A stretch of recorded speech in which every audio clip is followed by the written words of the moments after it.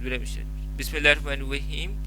I'm Dr. Asad. I'm going to teach you surgical cricothyroidotomy in a very simple manner, and there is just three instruments are required. One is the BB handle and a knife of a blade of 15 number, and other is a curved small mosquito type RT forceps, and third one is endotracheal tube, tracheostomy tube.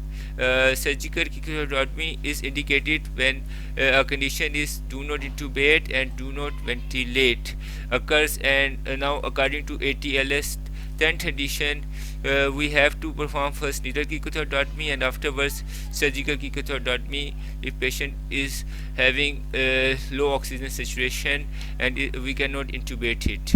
It's a very simple procedure.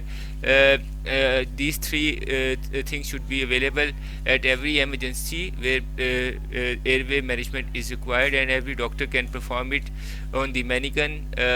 First of all, we should wear the gloves, and we should, if there is time, we can take the consent. If there is no time, you can perform it without consent to save the life of the patient. And you will take the first of all spirit swab. If patient is semi-conscious, you can give the local anesthetic lignocaine 2% with renadine 2 to 3 cc in the area of lower part of the thyroid cartilage and upper part of the cricoid cartilage area where cricothyroid membrane is available. After that, you will apply the spirit swab, and maybe iodine can be used to sterilize the local area. And after that, you will take a blade with the BB handle and give a midline incision of 3 centimeters in at the knowing the landmarks which are the cricothyroid cartilage and thyroid cartilage, and you will proceed from lower to upper to save the neck veins.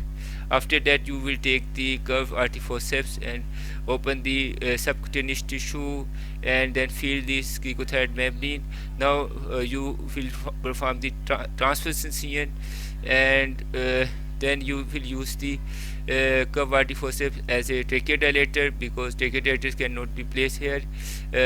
And with this help of this curved RT forceps in your left hand, you will place the endotracheal tube internal diameter 5 tracheostomy tube, and in this way, and then it connected to the ambu bag oxygen source, and this is procedure is very important and is completed now.